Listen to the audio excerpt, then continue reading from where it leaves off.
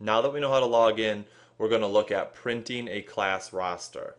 You actually aren't going to want to print your class roster straight from home base. It won't come out as nice for you as the teacher.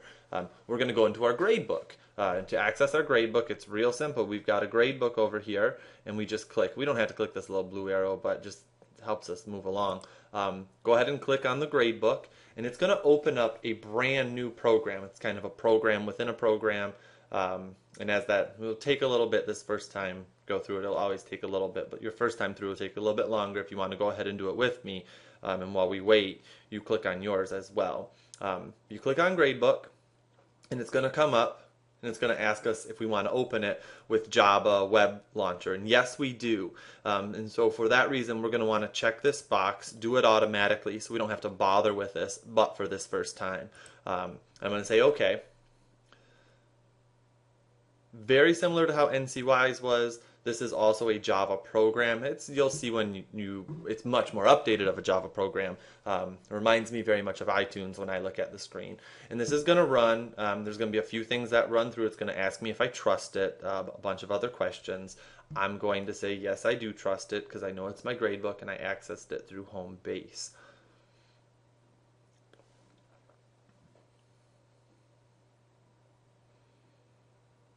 Again, ask me if I trust it. I'm going to always trust the content from this publisher because it's Pearson, something that I'm not just randomly finding off the web.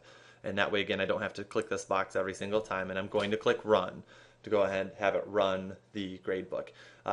At home, most of you probably have updated your Java. I know there are some concerns about Java, and we're running Java 6 because there's some concerns with other Java programs and their security, but you do need to have Java to run this program. One of the reasons we're using Firefox is that the Java works better with the Firefox browser than it does with the Internet Explorer browser. But after we go through all of that, eventually our new gradebook program will pop up. Here it comes, Power Teacher. So we were at home base, now we're moving into Power Teacher. Power Teacher is where we're going to do our grades. It's the best analogy to NCWise that we have. A little bit more going on in it than NCWise, and here it is. This is our gradebook software, and like I said, those of you who have used iTunes, you see that it has a familiar look to it. Much more intuitive than NCWise, but we're not here to talk about that. We're just here to show how to print out a class roster. So if we wait for my window to maximize here, and I can see over here I've got semester 1, and I can click on here and I can change it to all my different semesters, but I want semester 1 right now for the 2013-2014 school year. I'm sure that's the one we care about. Some of you might want to see who you're going to have in the spring, but for printing a roster, we know that that's a waste of time to print your spring roster. It's just going to change.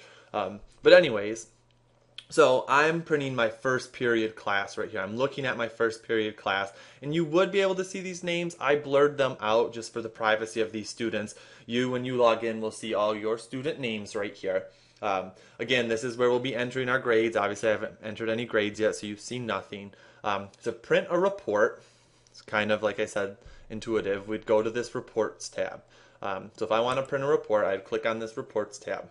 Now I have choices, and I would encourage you, I'm just going to show you one real quick so you can see who's in your class, but I would encourage you to go through and print one of each of these, or not print it, view it so you can see which one you want to use. What I'm going to do right now is go ahead and just look at an attendance grid. We're going to be keeping attendance, obviously, for the first 10 days before our classes are set. So I'm going to print out an attendance grid, and then I'll also show you a score sheet. Those are the two that I feel in my classroom I'm going to use the most, but obviously you might find one in here that you're like, well, this one's way better for me. So if I want to run this report, I'm just going to double click on it.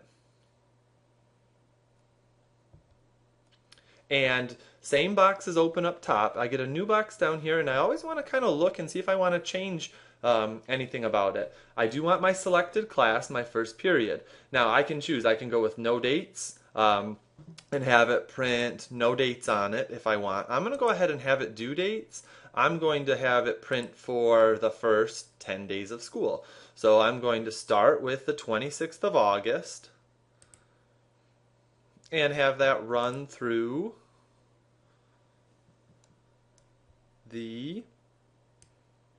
move this guy up so I can see him better,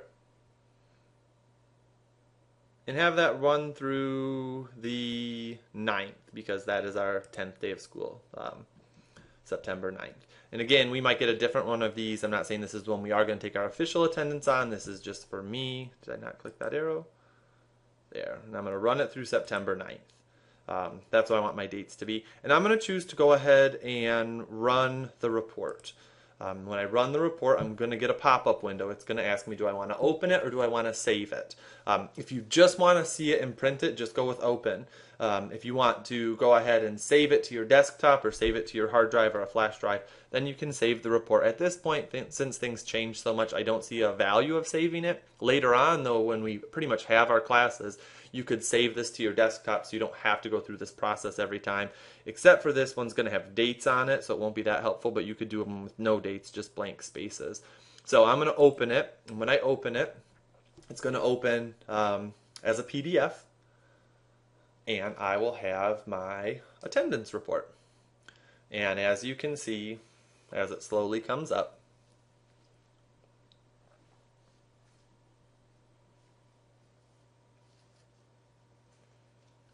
any moment now. But you'll be able to see, this is what our report. It's different from the classroom record we used to be able to print out, but it's virtually the same exact idea. It just has a little bit of different look to it, and you can manipulate the number of columns and whatnot you want. If it ever goes ahead and opens so you can see it. Hopefully by now you've been following along and yours has opened. Yours isn't going to take as long as this one appears to be taking. But anyways, while we wait for this attendance report to open, I'm going to go ahead. Oh, never mind. Here we go.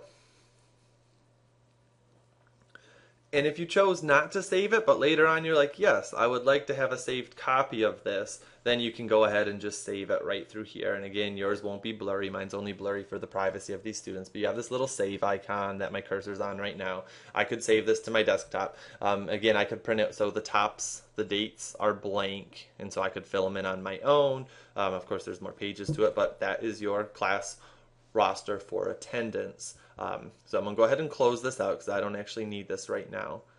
And I'm going to show you the one other report that I think most of you are going to want right away for the first part of school. And the other report you might want to run is going to be another attendance grid, but this time you're going to run it with no dates. That way it doesn't have to be used for attendance. You can use it for marking off who's turned in their signed syllabus or their whatever you need for the beginning of the year, and to start jotting down grades if you like to have a grade book that way.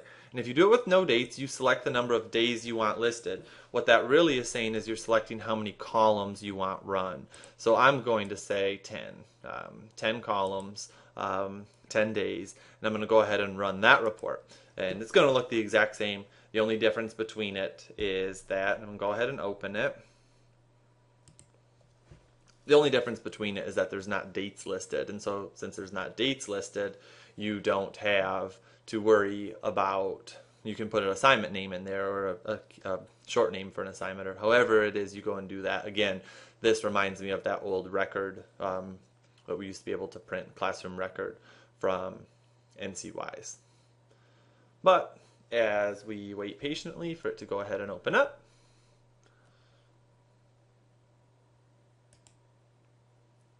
this window behind.